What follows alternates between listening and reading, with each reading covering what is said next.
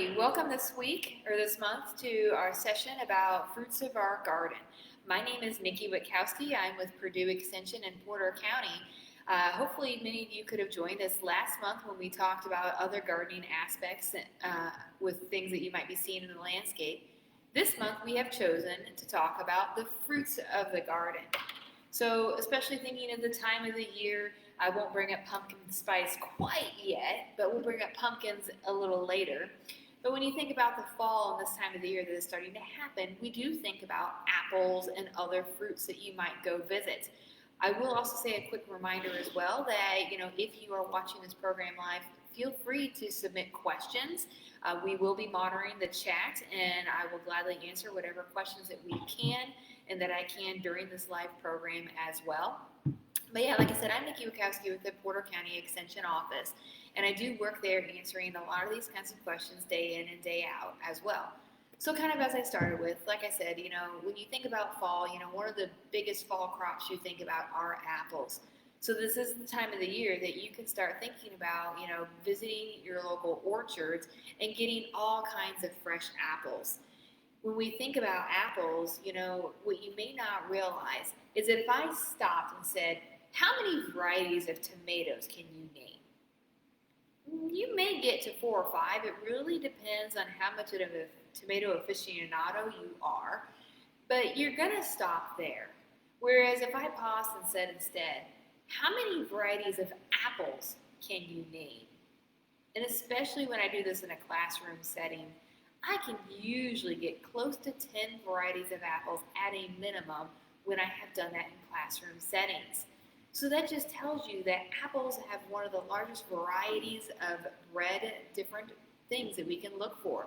We look for things like in our Granny Smith that are tart and maybe green. We look at our other ones like maybe our Honeycrisp that are sweet and juicy.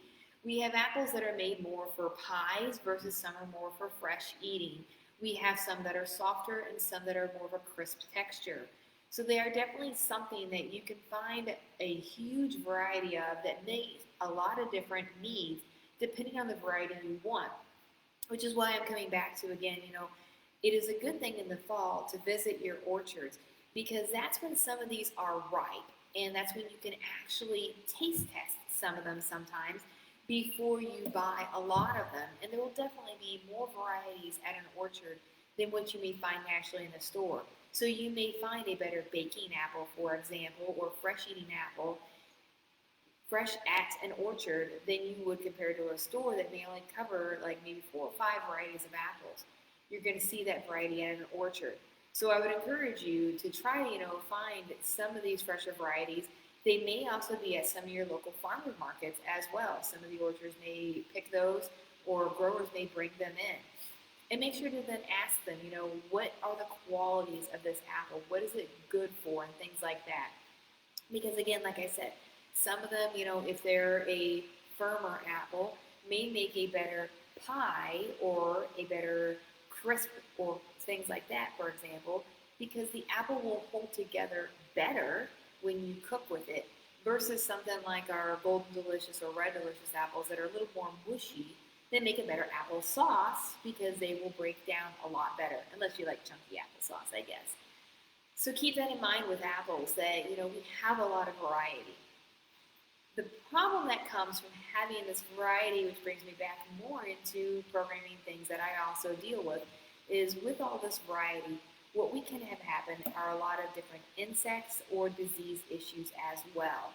And I have a lot of people that will ask me in April or May, hey, I had a problem last year with my apples. How do I fix it? Well, the problem with that sort of a question is there's at least about 10 different things that could have gone wrong with your apples. Without me seeing what went wrong or what's going wrong, it is extremely difficult for me to diagnose it.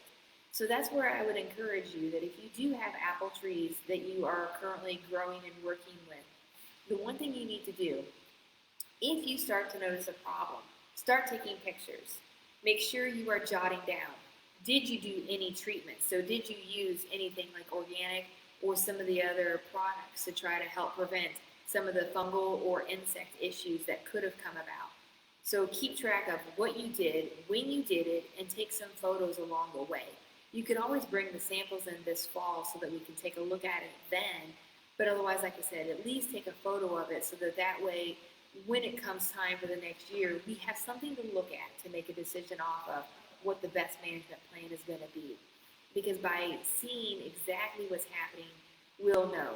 For example, I actually dealt with an orchard once where they said, well, the leaves are discolored. Just saying discolored means very little. When we brought it down to the brass tacks of the situation, it wasn't a discolored like the orange and brown. The discoloration was actually a light green versus dark green. And when we looked at the pattern of how it discolored across the entire tree, we determined that because it was discolored very evenly across the entire tree, it probably had something to do with the tree itself. Well, when we finally researched then, well, what could that be with that variety of apple? It turned out if that tree was not very productive that year, meaning if it didn't actually put on a lot of fruit that year, it just physiologically would actually do that. And the leaves that had something to do with some of the extra food and storages would discolor the leaves. So it was nothing bad. There was no problem with it. And unfortunately, there was nothing they could do to stop it. But it wasn't harmful of a situation either. So again, that comes back down to it is critical for us to be able to evaluate what is going on, when it is going on, or have the photographic evidence to say, this is what happened. Now let's see why it happened so that we can actually track it through the history of it and know better what is going on with the apple in that situation. And this actually I'm saying in versus apples. This can be for your cherries and your pears and any of your other fruits that are ripening at this time of the year that you may have an issue with. So we have a lot of tree fruits ripening this time of the year. Some of your peaches are probably already done, and maybe some of your cherries, but especially apples and pears at this time of the year. Again, it is critical that we start figuring out now what it is if you're wanting to make sure that you can hopefully avoid something in the future. So for example, when we think about, what is going on with the apples, the most common thing that you're going to have happen with an apple is going to be apple scab. It is a very annoying disease in the fact that you can do your best to try to treat for it, and it still may get it. If you actually do proper tree selection in the beginning, you will, at least for, I'll say, 10 or 15 years, hopefully prevent getting apple scab because there are trees that are resistant to apple scab. The problem is not all varieties are resistant. So if you really like for example, I really love my Fuji apples. If my Fuji, and that's my best apple, is not resistant, then I'm obviously still going to probably plant it and just know that I'm going to have to treat for it. But the other side of that is that the catch is apple scab has this nasty habit of mutating. And this carries over to your flowering crab apples as well. But what apples may be resistant right now, that's where I said in 10, 15, 20 years, may no longer have a resistance, unfortunately, to apple scab. So you may have to start treating them. The other thing to keep in mind is that resistance is not proof of disease. For example, apples don't get fire blight very well at all. They're almost entirely proof fire blight. But this doesn't mean in a bad situation they can't get it. So that's where we talk about proof versus resistance. Resistance can mean that we can still get it in a bad year. But most years you probably won't get it. This year, because we dried out so much, unless you were watering or doing other steps like that, you probably were not getting a lot of reinfection of apple scab and a lot of problems in that regard. So that's what we have to keep in mind, is that we can still get it in a bad year. This was a good year to not get it after, a certain point. Yes, our spring was wet. That set us up bad, but at least we didn't have the continual wetness to keep it going. And apple scab, we always think of it as a leaf disease for treating. But that's where, again, the importance of taking your photos. We can diagnose it on the leaves, but there is a chance that a bad enough infection will affect your apples. An apple scab spot can be hard to diagnose without seeing it, versus a Curculio spot when I try to work with you on that.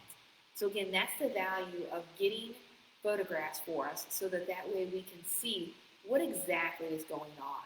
So that we can tell, aha, because of this C-shaped or because of this half-moon shape, we know this is a Curculio that affected you early in the year, and that's all it was, done, over with, versus something like apple scab that keeps coming, versus, sometimes I get people, well, oh, I cut open my apples, and now I have these maggots. Well, that's a whole different situation. It affects at a different time, and that's a situation where we would need to see and know when it is and what the symptoms truly are so that we can say, okay, well, no, yeah, because it's later in the year, it's this apple maggot instead. So again, it's critical to basically track it during the year, see what's happening versus what's not happening, so that way we have a good idea of what is truly going on with your fruits. But those are some critical things to kind of watch for and see. For new apple growers, I wouldn't tell you to be treating until this point of the year, because just like I said, some trees are resistant to problems. So for example, evaluate your tree right now. How does it look right now? Do we have spotty leaves? How bad are they? Or do we have no leaves almost left?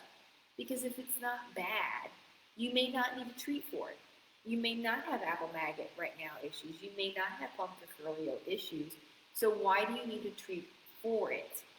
Or you can also get certain aphid colonies that will grow on apple trees. If you don't have that problem, why do you need to treat for it? So that's why I tell people, start growing it, see how the first couple years go, and then evaluate, do I need to treat or am I okay? And we don't need to treat because I am not really getting that problem. If you're secluded enough, the insects or disease might not find you. So that's what you have to keep in mind. And granted, secluded enough would be away from orchards, as well as, I already mentioned, your crab apples. Because again, a crab apple is actually in the same general family area as your apple, so they share diseases very easily, because even crab apples will make a small apple. So again, that is a concern that you do have to watch out for and will have to make sure that you are aware of, and why you should at least, go out and check your trees. A little bit about pears. The main concern for pear growers that I would have right now would be to watch out for fire blight. Fire blight is a nasty disease in the sense that it's first off bacterial, not fungal. Because it's bacterial, it's also a little more internal of a disease, meaning it's in the pipings of the plant. And we don't have as good of an arsenal to stop bacterial infections like we would a fungal infection. So that's why, while a pear overall is a nicer tree because it has fewer issues, they're also problematic because what issues they do have can be almost a little bit harder to treat. So for example, if you were to get fire blight, it has what they call a chronic shepherd's crook. So just like you would think of the old story shepherds that have that hooked, almost like a cane you might walk with, they have that shepherd hook appearance when the leaves die off, and usually that whole thing will turn black with the leaves still attached. If you have that symptomology, then you know you probably do have fire blight.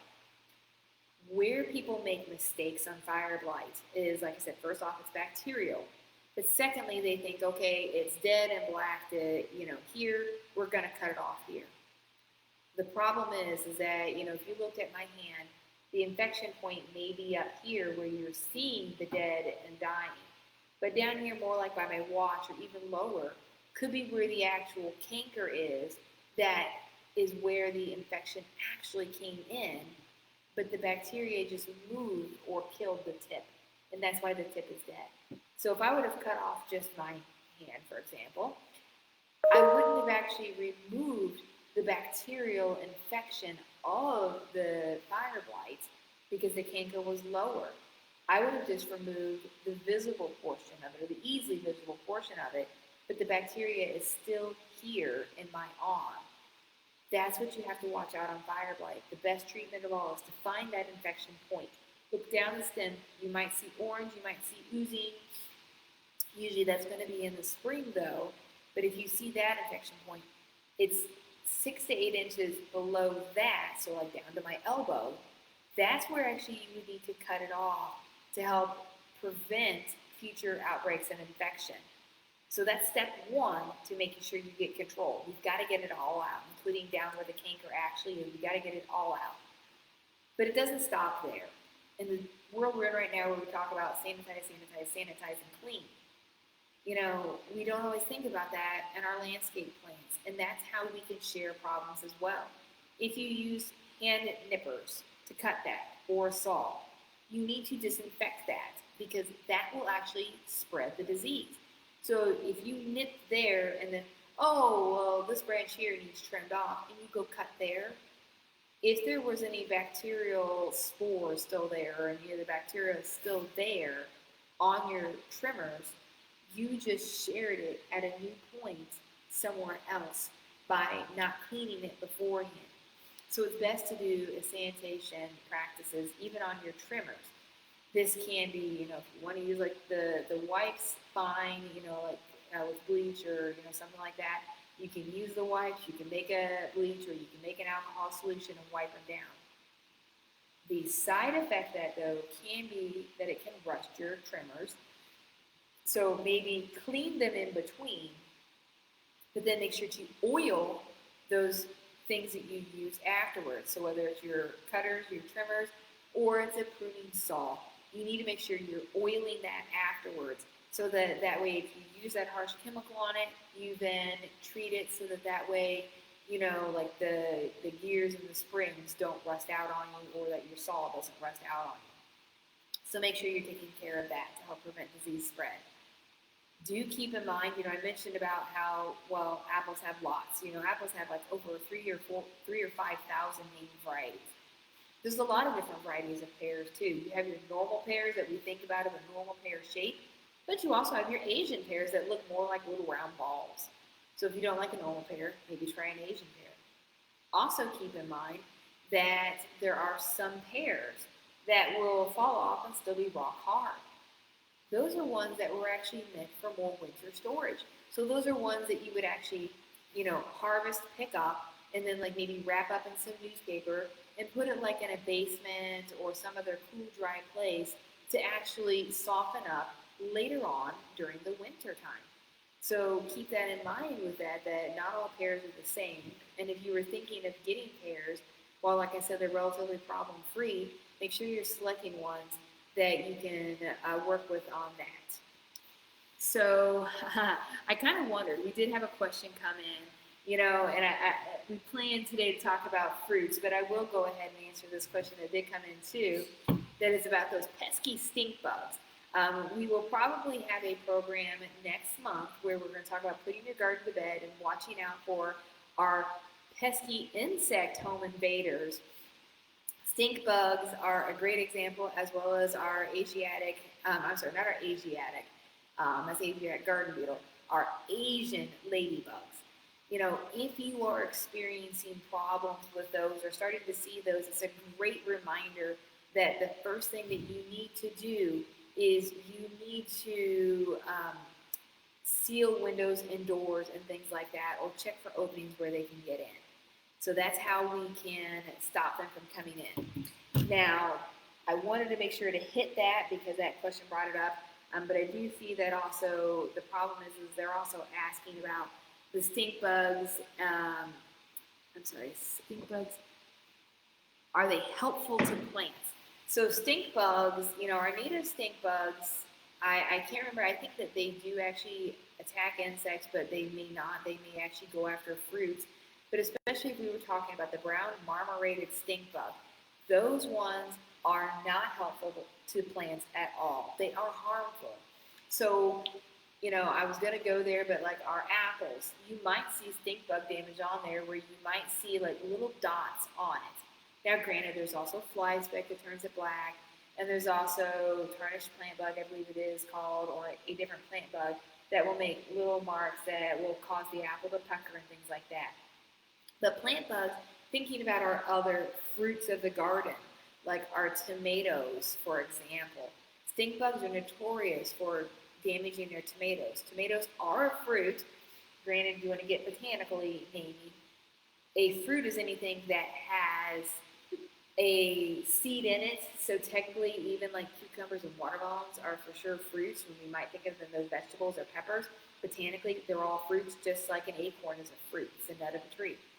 So stink bugs, though, specifically going back to the tomatoes, if you see spots where it's discolored, it might be green, it might be white, and you just see kind of like pinpricks, like if I took a push pin and pricked them, that's stink bug damage. So the brown marmorated stink bug will damage your fruits, and that is something that we don't have great answers for of great treatment options. They have been coming to us from the East Coast. The East Coast has developed some options for it. If you start noticing that kind of damage, start watching for it even greater next year, and seeing what you do, seeing what kind of controls you need to do or not do. But yes, you want to try to keep, especially the stink bugs, out of your house, because while I don't have a great sense of smell, people who do have a better sense of smell than me say they live up to their namesake, and they do stink if you crush them. So again, they are a really great option that if you have a problem with stink bugs being a home invader, again, yes, make sure you have no holes in your screens. Make sure that your windows are properly sealed and caulked. Make sure if you have like outdoor spigots and faucets, that those are covered. If you have things like either in your basement or your attic that have vents to the outside, I'm going to say make sure they're properly screened, because on some of those, we can't necessarily put a solid mesh on them, or like our dryer vents, we can't put a solid mesh because that might actually prevent proper airflow. But there are usually some sort of options you can have to hopefully stop them. And again, they try to slip in any crevice, so that might just mean that you have a small tear, or that might mean that it's not properly sealed around the edges. So do watch for them, and especially the brown marmorated stink bug, like I said, that one, no, it is not a good one if you were to see it. It can be identified because if you think of its back as a shield, the opposite part of its head, so on its abdomen, it's basically kind of, various dark and light brown patterns. If you also look at its lovely antennae on top of its head, if you were to do that, like I did, put your fingers up and make your little antennas under your head. If you look at like on your finger, where I have a joint, they have a joint.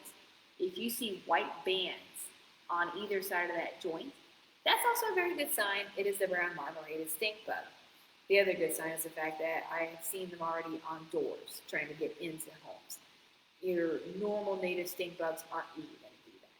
So yes, stink bugs, yes, thank you for bringing that question up, because that was one I was going to mention, that it is definitely one, a little lesser on your tree or bush fruits like blueberries, although I know blueberries aren't harvested at this time of the year.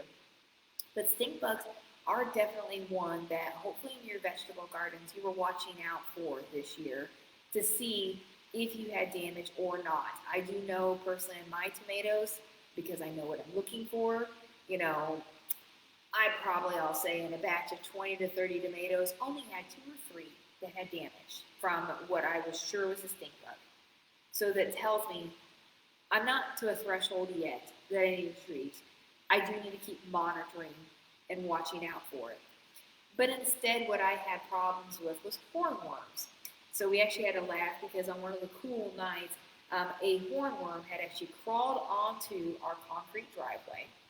And it basically kind of just like got there and was like all not moving or nothing. So I know the cold definitely stopped it from moving. I don't know about living, probably because it moved there. Eventually a bird found it because it was a nice big, 3 or 4 inch long hornworm. So something probably found it and had a meal of it.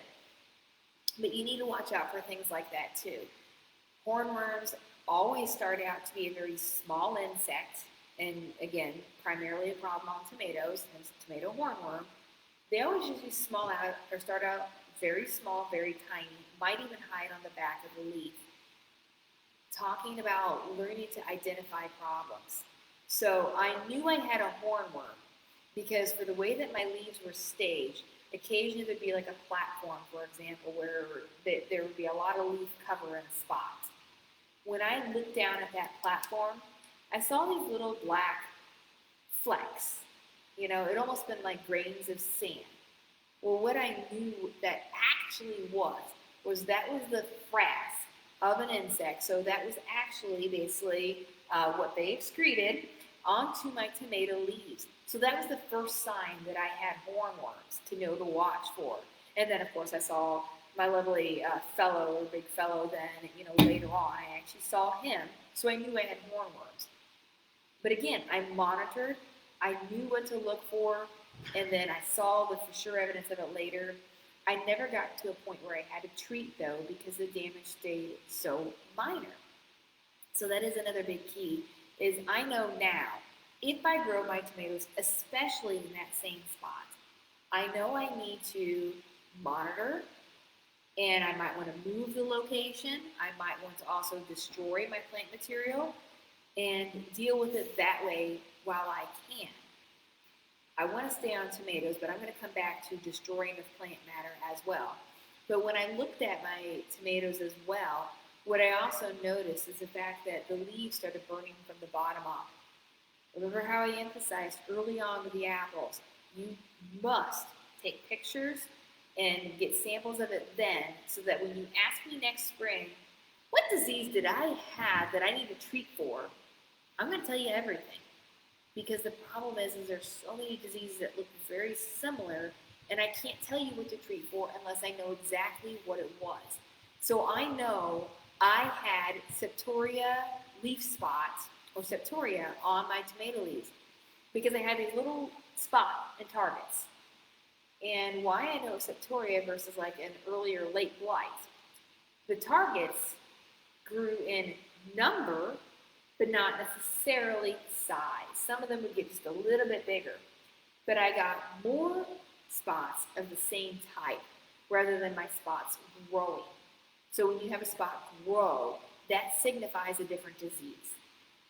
So again, watching out for what is truly happening versus what is happening, because a lot of these diseases, they're going to flare from the bottom up and they'll kill the leaves off. If you have diseases popping in, what you need to do is you need to either pull those leaves off during the year and keep pulling them off so that way you have lesser disease, or you need to make sure that at the end of the year that you take that plant and dispose of that plant properly.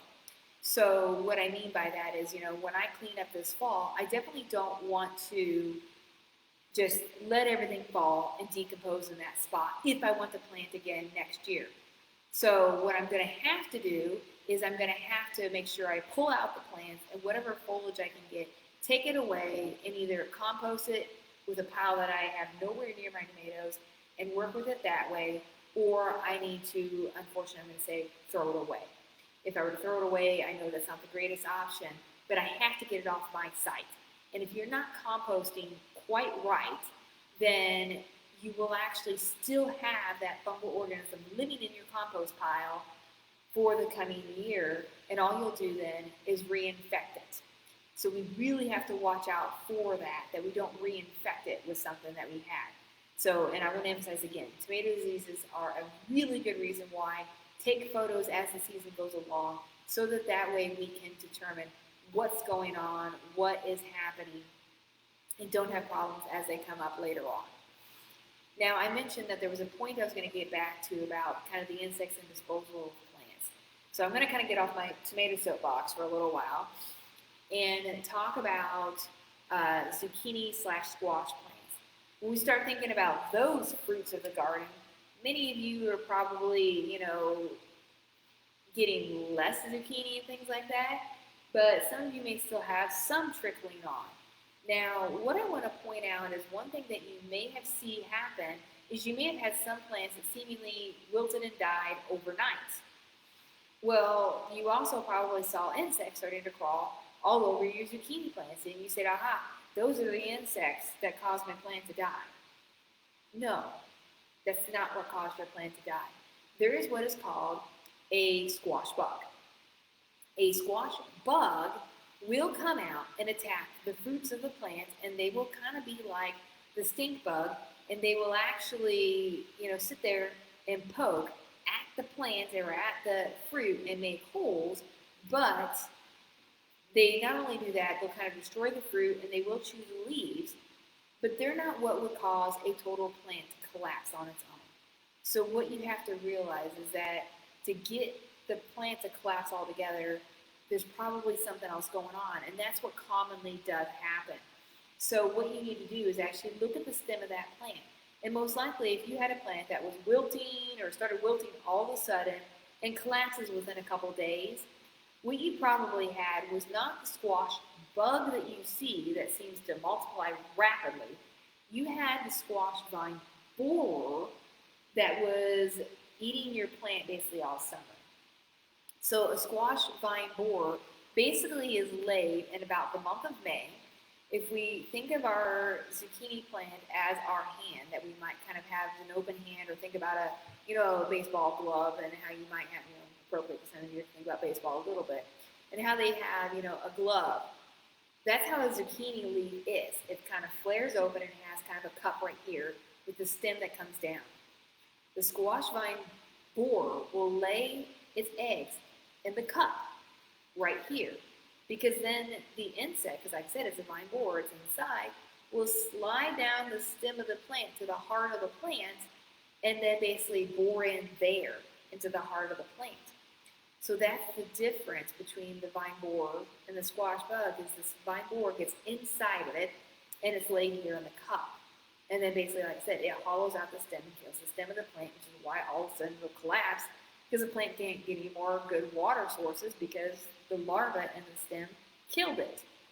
The squash bug, in contrary, will actually lay eggs on the back of the leaf.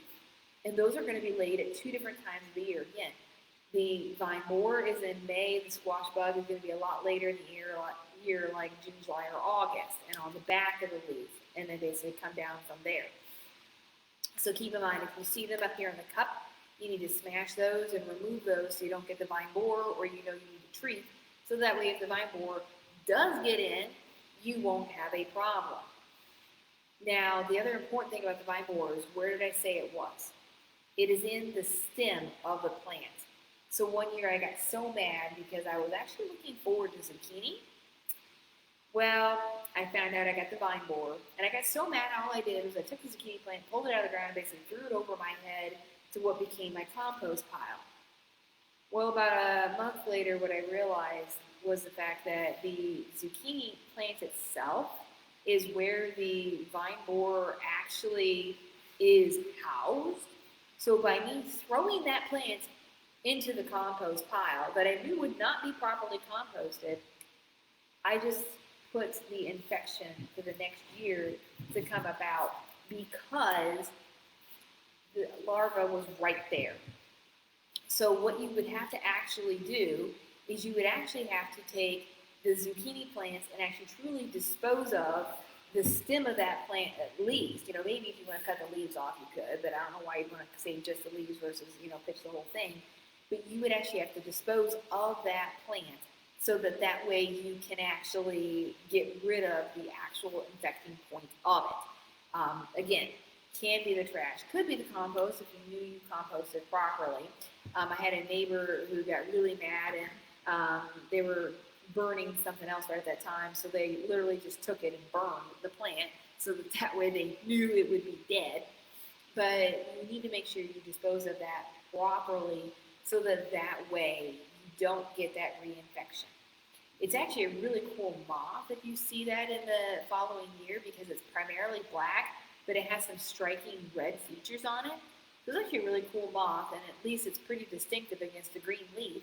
So it's actually really easy to watch for it if you want to watch for it, or the eggs. For the squash bugs, again, as soon as you see that, you need to either start treating or know that your last harvest should be soon, and obviously just prematurely pull your plants out and remove it, because if there's no food source, they can't multiply.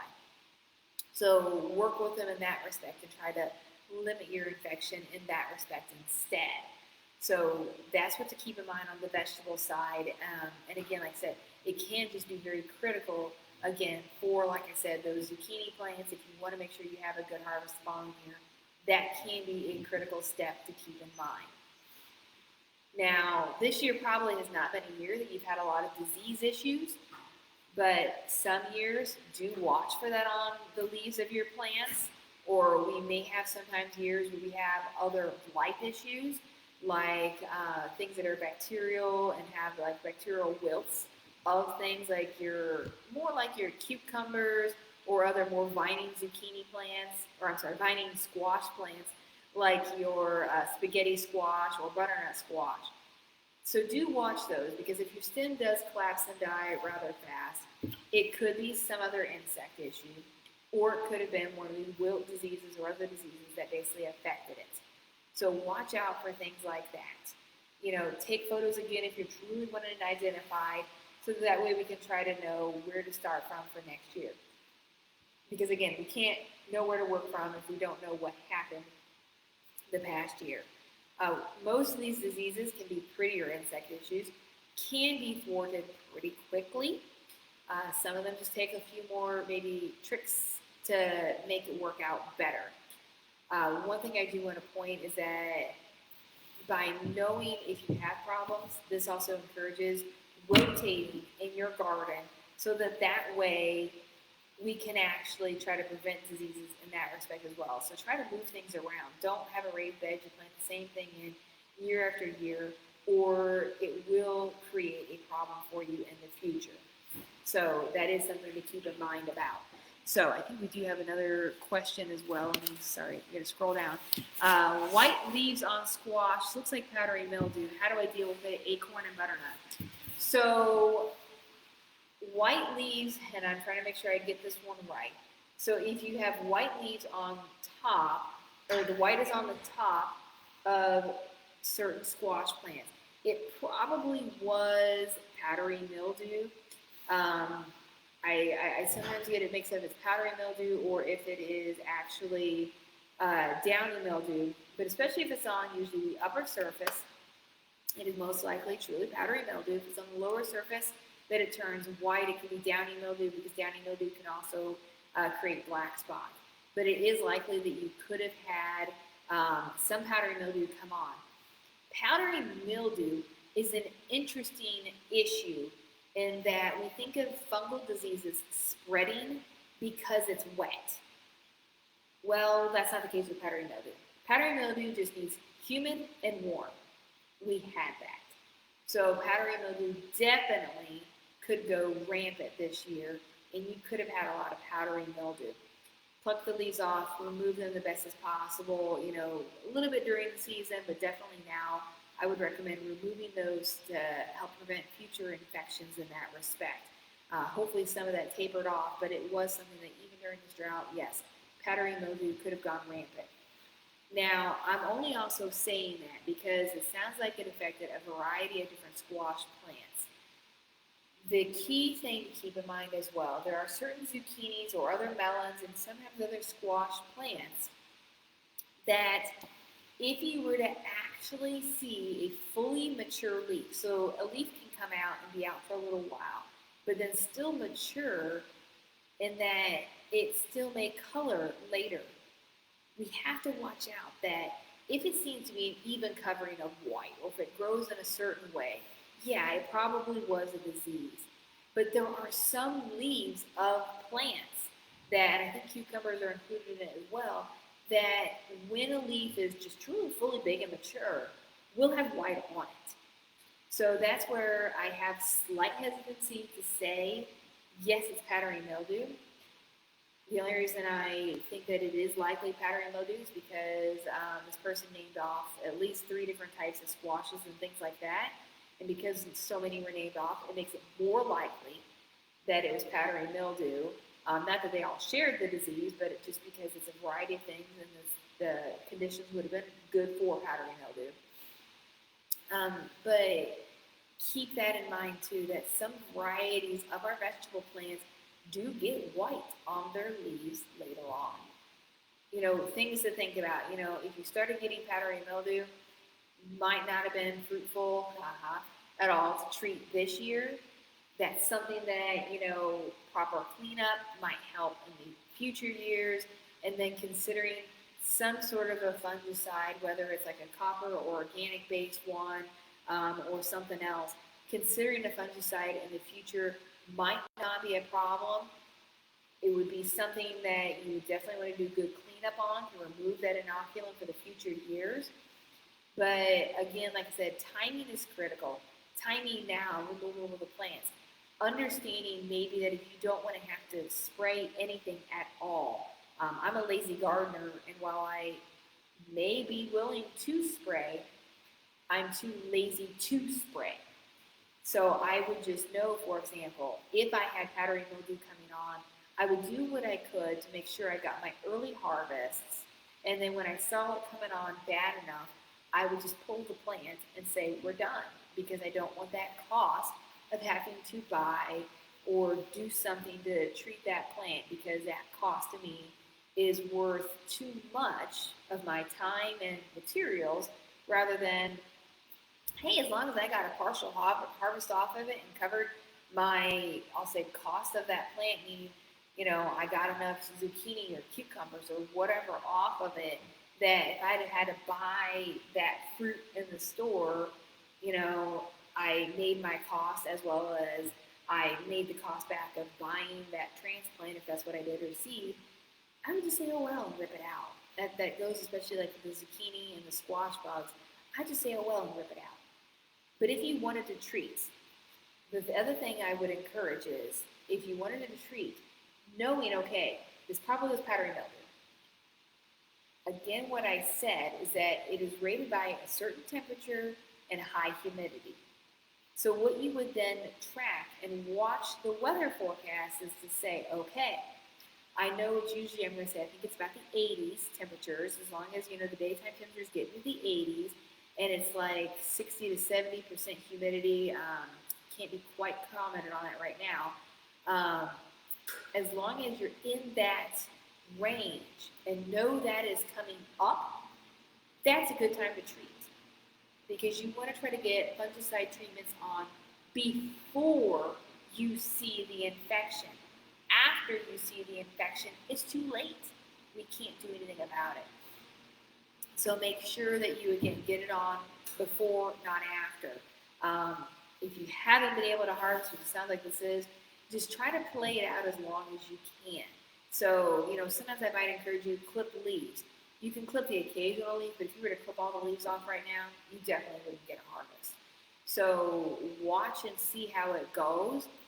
Again, this year has been, at times, not right now, but it has been exceptionally hot and humid, with not necessarily rain, but it's been hot and humid. So we had a bad setup this year.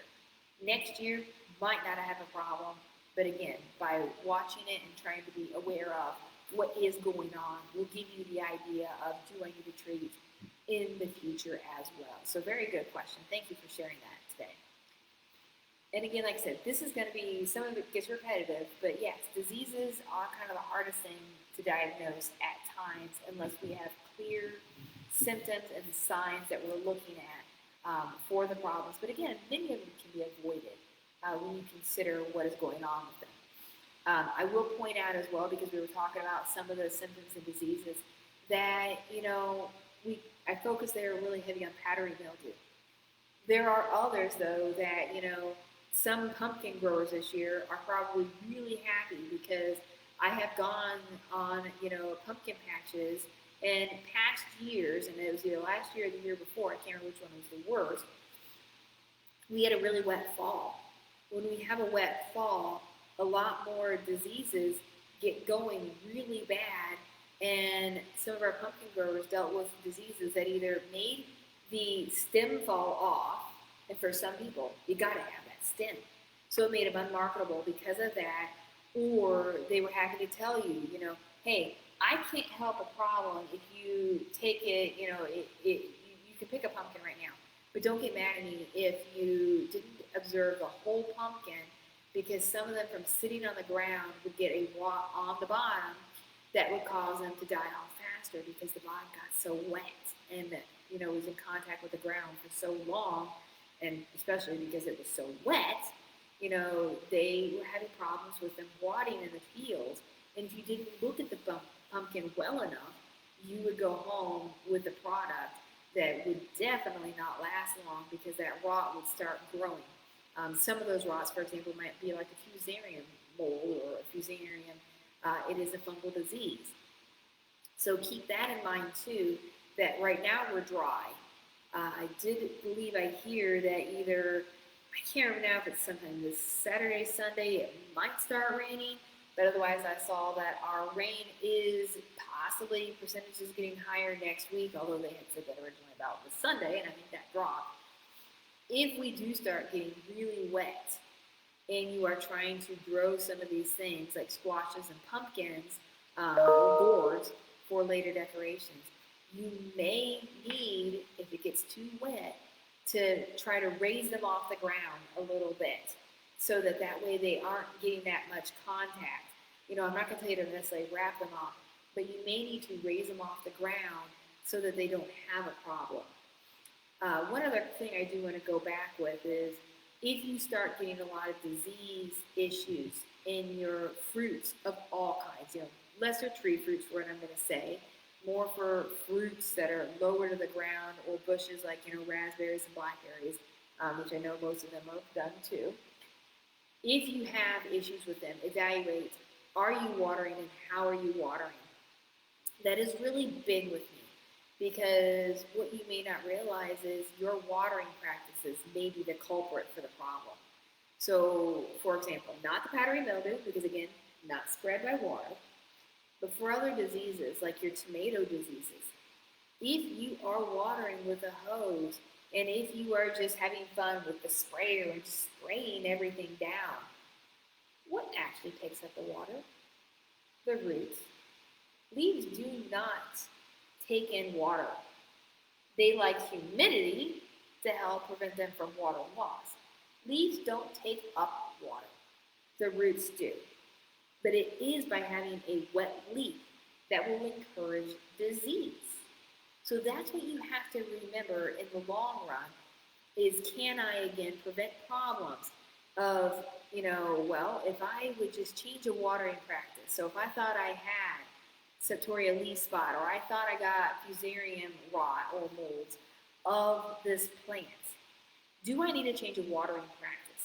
So for your tomatoes, for example, I am a really big fan of what they call the watering wands that are like 2 or 3 feet long or telescoping further. I would tell you, because they're obviously something out of a package, grab the 2-foot one, put it in your hand, put your arm down, and does it almost drag the ground? Yeah, you can have it 3 to 6 inches off the ground, but does it almost drag the ground? If it doesn't, get a longer one. And do that until you find one that's close to the ground, because then you can just casually walk with your hose attached to that wand and casually walk and water rather than focus on spraying it. And you get the water where it's desired, at the ground level, not at the leaves where we will encourage diseases. So that can be your big thing. Looking back at ones that crawl along the ground like the squashes and watermelons, okay, the wand isn't going to work in full prevention, because remember I said, even if those fruit are touching the ground, you might have a problem. If you have fruit that come in contact with the ground late in season and you're worried about diseases, then what you're probably better off doing is considering something like a drip line or something else like the ooze hoses or whatever they call them. You're probably going to be better off considering something like that. Now, granted, with that said, if I had a vine as long as my arm is, do I have to water the whole vine? No, I just need to water me. I need to water where the roots are. Granted, some vines may root out as, the vine goes out, but you only have to water the mother plant. So that might mean, whereas you may have 4-foot spacing or 3-foot spacing between your actual plants, you don't need to water that whole surface area. You just need to water the middle, the heart of that plant. And that there too will also help prevent your fruits from getting too wet. I will point out as well, we do have cooler temperatures coming up.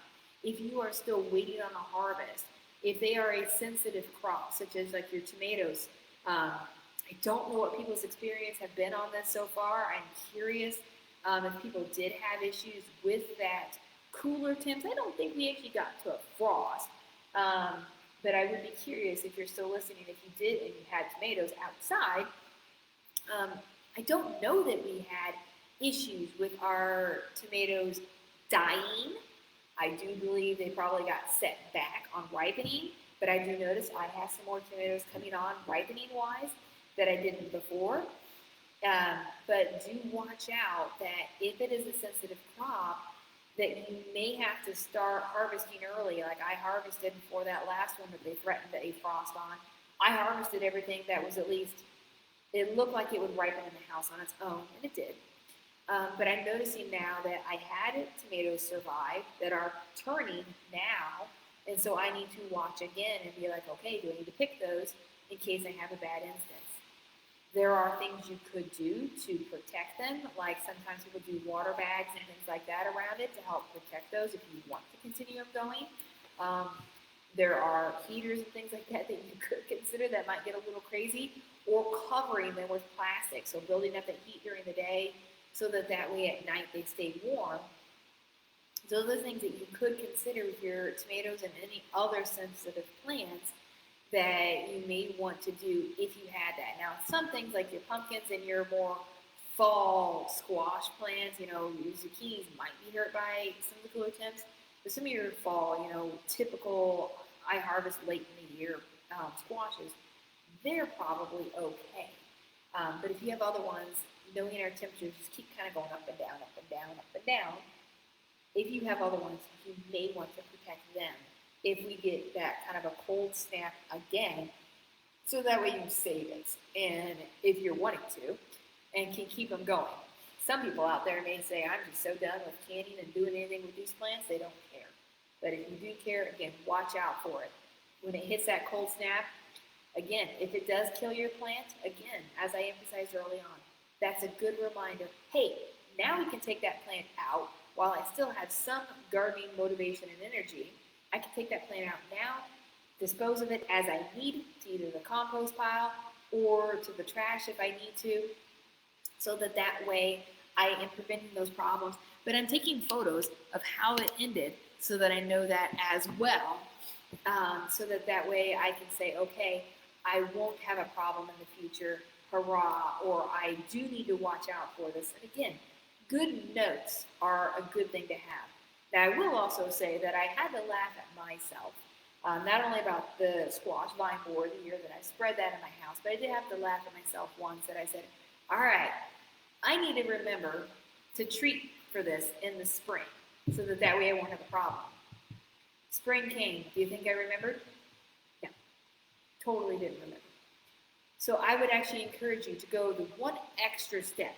If you have one of your lovely smartphone devices, or if you have a paper calendar, no judgment there, I'd still carry a paper calendar if I just didn't lose it. If you have a calendar, or maybe this is your encouragement to buy a 2021 calendar, mark it on the calendar. Denote, okay, before I plant this, do da-da-da-da-da. Or go to your, June, July time frame and right around that first part of the month. Watch for high humidities and warm temperatures so that I can treat for powdery mildew. Make that note now on your calendar. That way you won't forget it next year.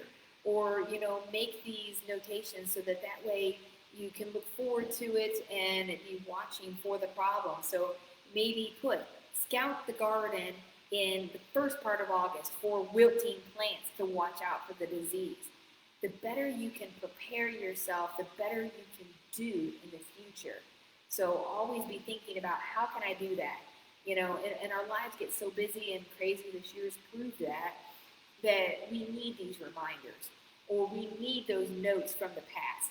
I had a really good tomato variety that I loved. I can only remember that I like Romas when I make my salsa because they're easy to cut. I know there was another variety of tomatoes that I loved because they were either easy to cut or they were good for my husband to use as fresh slices because I don't like fresh tomatoes. But there was another variety that I really liked, better than the Romas. I can't remember what it was. And now I can't buy it because I don't know what it was. And quite frankly, I can't even remember what the second variety I planted this year was already. So make a journal. Have something dedicated for your garden so that way you can actually remember, what did you do? What worked? Because guess what? I wish I did remember what that variety of tomato I planted is now. You know, I might have actually stuck the tag deep enough in the ground that I could go still find it. But remember what you did, because you know what? I really did not like that variety, the other variety I had, not the Romas. I really did not like how that variety performed this year. They didn't perform nearly as well.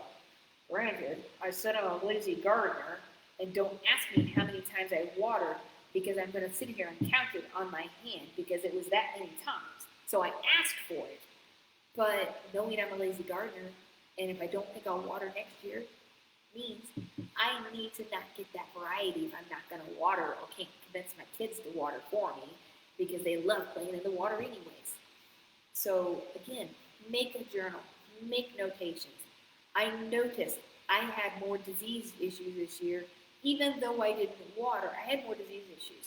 So if I can move my plants next year, I'm moving them because I know putting them in that same spot's asking for trouble, and that I either need to move them or treat. And for me, it's easier to move them than to treat. Again, you have to think about the disease cycle and have to think about what is going on and how you can deal with it in the future. You know, moving them is not an option on some of our tree fruits, getting back to some of the original conversations. And so those are ones that, you know, if that is something you want to get into, tree fruits, I hope that you haven't been scared away when we've talked about some of these things in the future, or that we've talked about, you know, previously. Because keep in mind, even if it's a tree fruit you want to grow and watch for problems on, again, some years are worse than others on diseases and problems. Some things may be physiological, meaning has nothing to do with an infectious agent coming in. We talked about that miscolored leaf earlier. So some things we may not have to worry about at all year after year or are not a problem at all. But that's where researching, and like I encouraged from the beginning, go to your local orchards. See what varieties of apples you could like. Research those varieties and find out that, are they apple scab resistant? Are they resistant to maybe puncticurlio or apple maggots, you know, or fly speck? Are they, you know, resistant to some of these or tend to have this versus that? Figure out what works good and what doesn't for you. Now, do remember, while you're doing this, some people may say, well, I had a bunch of apple trees, but I had no fruit. Well, my next question is going to be, what types of apples did you have? If you planted, like, you know, oh, I love Honeycrisp, so I planted all Honeycrisp, or I love Galas, I planted all Galas. Well, then I'm going to tell you your problem was you planted too much of the same variety. So again, it comes back to know what you like, know what you can plant, and know that you have to plant more than one type unless you can get a crosser for that, because apples need two different ones to cross. And that is mostly true because there are also some that, you know, plant A, yeah, I'll pollinate plant B, but the problem is, for the way that I am, plant B may not be able to pollinate plant A because of how it works. So there are the really random, triploid, I believe is what they're called, there are the really random apples that do not help to provide pollen to other plants. So make sure you're, again, researching, because if you said, well, the problem is I had no fruit, I'm either going to ask you how old it is, or again, what do you have to cross it with? Sometimes having a crab apple is good enough, but not always. So that is something that you do need to consider. So I want to, kind of wrap up again today with some just quick comments, because I see we might have 1 minute left. I do want to thank all the wonderful questions that we did have come in. It definitely makes, talking for this time frame a lot nicer to know that, what are you experiencing? What do you have questions about? So I do thank the viewers that were able to submit comments today for that. And again, like I said, to wrap up for today, thank you for attending. Be observant in your gardens. Don't just plant it and forget it. Get out there. Take photos. Look at what is going on. Make a journal or make notations. I have to schedule when do I change my water filters in my house to even remember when I did it last versus when I need to do it. Or if I need to do flea and tick treatments on my pets, I have to schedule it.